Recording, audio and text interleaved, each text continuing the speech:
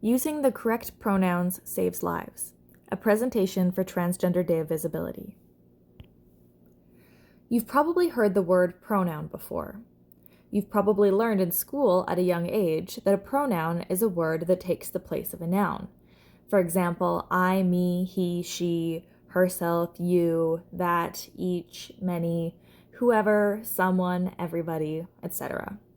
Gender pronouns specifically refer to people that you are talking about. According to the National Center for Transgender Equality, transgender people are people whose gender identity is different from the gender they were thought to be at birth. You may hear the phrase assigned male at birth, or AMAB, or assigned female at birth, or AFAB. Trans is often used as shorthand for transgender. When we're born, a doctor usually says that we're male or female based on what our bodies look like. For some trans and gender diverse people, these surgeries are needed for their well-being. Surgeries can give relief from gender dysphoria, which is distress experienced when a person's gender identity does not match their sex assigned at birth, increase safety and comfort, and lessen or eliminate the need to take hormone therapies. There are a number of gender-affirming surgeries available. These include surgeries for the genitals, chest, face, and other areas of the body. People may choose to get one or more surgeries depending on their needs and situation.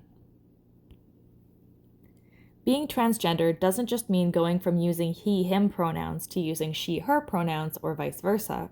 It is also inclusive of individuals who don't identify with any gender or possibly multiple genders. Gender is a spectrum.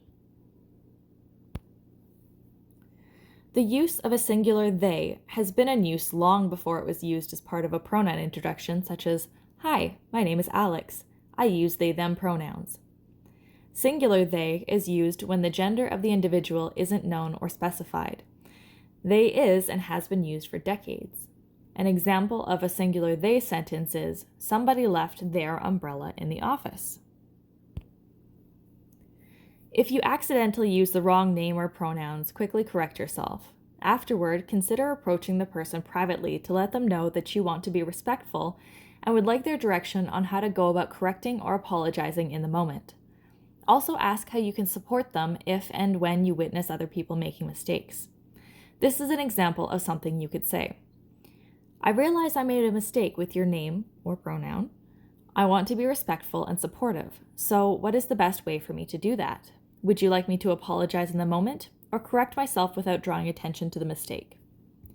Correcting these mistakes is important in showing the person that you value them as an individual and set standards of what is acceptable and expected in your space. Mira is a neuropsychologist and healthcare leader. At Hope Network, a leading social service agency, she directs the Center for Autism, West Michigan's leading autism evaluation and treatment program. She is active on the local, state, and national levels, including the board advisory role with the American Association of Children's Residential Centers and co-chairing the American Psychological Association's Division 44 Committee for Transgender People and Gender Diversity. She is also an active blogger on LGBTQIA+ and feminist issues. She came out publicly as trans in July 2014. Mira stresses the importance of using the correct names and pronouns when speaking to or about transgender individuals, especially youth. Trans youth who are not accepted by their family have a 41% suicidality. That number drops to 4% when they are accepted by their family, even if they are rejected by everyone else. Calling trans youth by their preferred name is suicide prevention. In addition, the Canadian Human Rights Act, gender identity, expression, and sexual orientation are prohibited grounds of discrimination in Ontario and Canada. By supporting and affirming LGBTQ2S+ individuals, you are following the law. Mira Krishnan's statement about using the correct name and pronouns is supported by these statistics from the Suicide Prevention Resource Center. Trans people are more at risk of suicide than heterosexual people and lesbian, gay, and bisexual people. Studies and surveys have shown many transgender people have thought about and attempted suicide, and previous suicidal behaviors such as these are the most reliable indicators of future suicide risk. Transgender people also experience mental illness at a significantly higher rates than the general population. This heightened risk is primarily due to the fact that transgender people face unique stressors, including stress from being part of a minority group, as well as stress related to not identifying with one's biological sex. If left untreated, these mental health disorders can also be indicators for suicide risk. Certain factors can place people at a higher risk for suicide than others. These are some risk factors that affect the transgender population particularly. Distress related to a conflict between one's physical or assigned gender and the gender with they identify.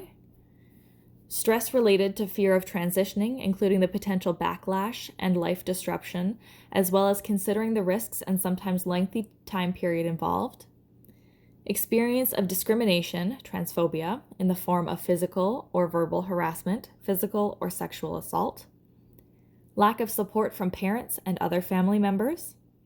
Institutional prejudice manifesting as laws and policies which create inequalities and or fail to provide protection from discrimination.